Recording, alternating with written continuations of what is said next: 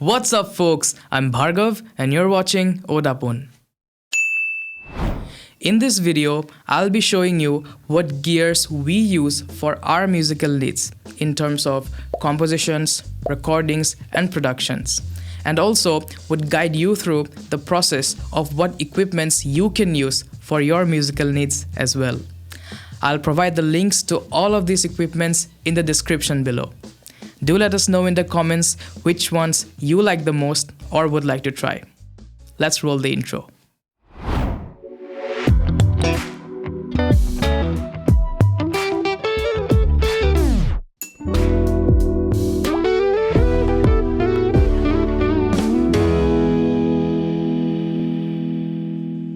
Right, before starting the topic of this video, if you haven't subscribed to our channel, please consider subscribing.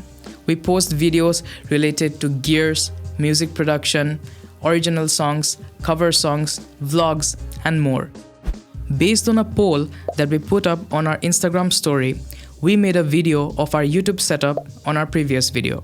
If you haven't checked that out yet, then click here to check it out now. But wait, finish this video first, or come back to it later after you've watched that video. It's your call.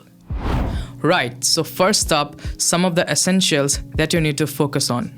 According to our needs, a good PC, an audio interface, a good microphone or microphones, some good pair of headphones or monitors, and finally, some good cables. Okay, so first of all, about your PC. You can't always rely on a PC with limited specs, even though it meets the system requirements of the DAW that you're using. A PC with limited RAM like 3GB or 4GB, which runs on an old processor like the Intel i3 or even the first generation i5s, they end up having a lot of crashing and lagging issues. And it may limit the creative process of your productions and your mixes. And also it may end up making you very angry at times.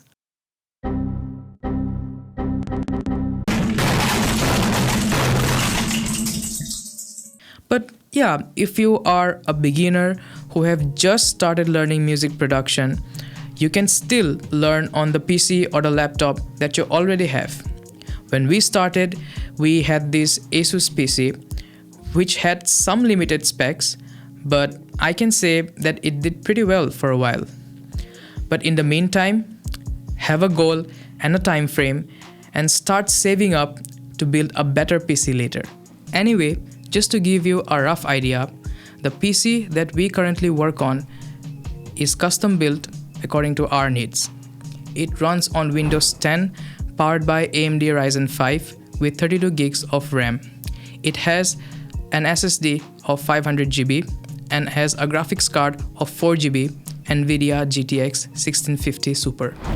With these specs, our workflow has become really smooth and it totally serves our purpose. Moving on, the next thing is a good audio interface. For choosing the right audio interface, you need to know about the converters that it has and up to which sample rate it can convert. There are a lot of audio interfaces out there in the market to help you set off on a journey if you are an aspiring music producer.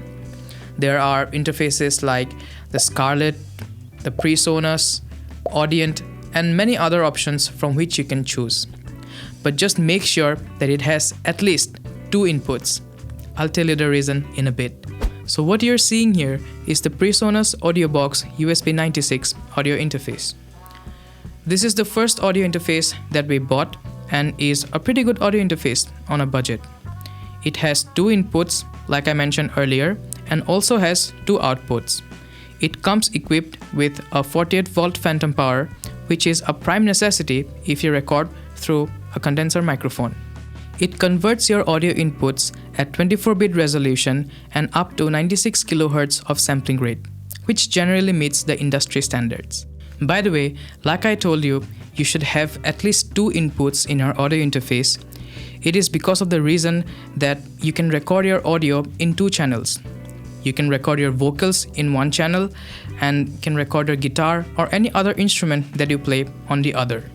The interface that we upgraded to and have been currently using is this Solid State Logic 2 Plus. Like the PreSonus audio box, this interface also has 2 inputs and a 48-volt phantom power. But the main reason why we picked up this audio interface is because of the most obvious reason. It is from SSL, the same company that have been making some of the best consoles in the music industry for decades now.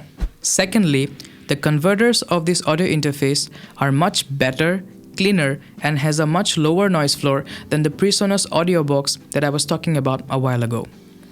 This interface converts your audio inputs at 24-bit resolution and up to 192 kHz of sampling rate. The third reason why we picked up this audio interface is because of this legacy 4K button, which if you turn on, it creates nothing but magic. This 4K button enables a circuit inside the audio interface which gives out that secret sauce that SSL uses in their legendary SSL 4000 series. It adds a beautiful harmonic excitement to your recordings and makes it sound very warm and open. So you can definitely rely on this one and check it out for yourself. Anyway, there are a lot of other options as well, like the Scarlett 2i2, Audient ID4, the Apogee Duet series, then Moto M series, and many more. I'll provide the links to all of these interfaces in the description below. Tell me in the comments which one would you like to pick up for your needs. Moving on to microphones. Choosing a mic is very subjective. It totally depends on the kind of sound you are looking for and what sort of recording you're trying to get out of that microphone.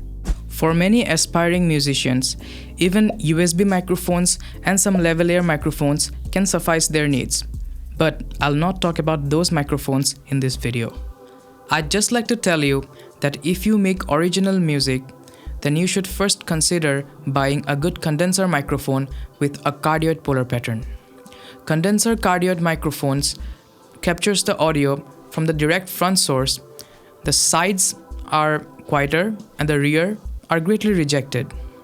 That is exactly what you want in an untreated space. The mics from our collection that we mostly use are this Audio-Technica 2035 and this Shure SM7B. This Audio-Technica microphone is the first microphone that we bought and used to record our first original. It may not be quite as good as the higher priced microphones, but for the price, you can't go wrong with this one. This mic has a self noise of 12 decibels, which is most common in higher end microphones as well. The frequency response of this mic is very flat, as you can see in the image here. It has a bass roll-off at around 120 Hz and is smoother in the high end. It doesn't color your recordings at all, and also has a very warm texture of its own. One thing I'd like to suggest though, if you're thinking about buying this microphone, you should go for the Audio-Technica AT2020 instead. Because the AT2020 costs around 5,000 rupees lesser than AT2035, and also the sound quality is absolutely the same. The only difference is that the AT2035 has these two switches. One is the low cut at around 80 Hz and the other one is a -10 dB pad. But frankly speaking, we have never really used any of these switches till now. So you should consider buying the AT2020 instead.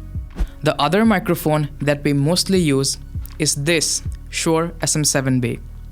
As the tagline that it bears, the legendary vocal mic, there is not a single reason why I would deny that statement. Did I say too much? Well, never mind. Shure SM7B is a dynamic cardioid microphone. Though it is not a condenser microphone, it is still better than most condenser microphones out there. It is widely used for recording vocals, podcasts, broadcasts, and even in many big studios around the world. We'll make a separate video on why this mic is so special and is better than most other dynamic and even condenser microphones out there. Otherwise, this video will stretch too much. Don't waste my motherfucking time! Anyway, we recently bought our dream microphone, which is this Neumann TLM 103. It is a condenser microphone, but it falls on a higher price range though. But the quality that we get out of this mic is incomparable. Mics like the 80-20-35 that I was showing you earlier doesn't even come close to the legendary Neumann. I'll put links to all of these microphones in the description below so that you can check them out. There is one more thing I'd like to ask from you. If you consider buying any of the products that I just showed you, please consider buying through the links that I provided in the description below. That will not cost you anything extra, but will also help this channel earn a few bucks. It's like you're buying a coffee for me. Hey, what's up guys? I'm here to tell you that the video that you've just watched, we are currently editing that video, and we realized that it was already getting too long as we were covering each and every topic in detail.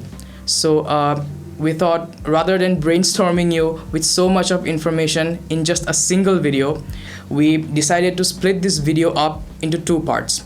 So this is apparently the first part where we covered the topic of good PC, an audio interface, and microphones. The rest of the topics will be covered in the next part of this video, which will be coming out in the next 2 or 3 days. So stay tuned for that video. If you've watched this far, thank you for sticking around. Leave a thumbs up if you like this video. Leave your feedbacks, suggestions, and queries in the comments below. Subscribe to this channel if you haven't, and press the bell icon so that you don't miss a single video we upload. On that note, we'll see you on the next part of this video. Cheers.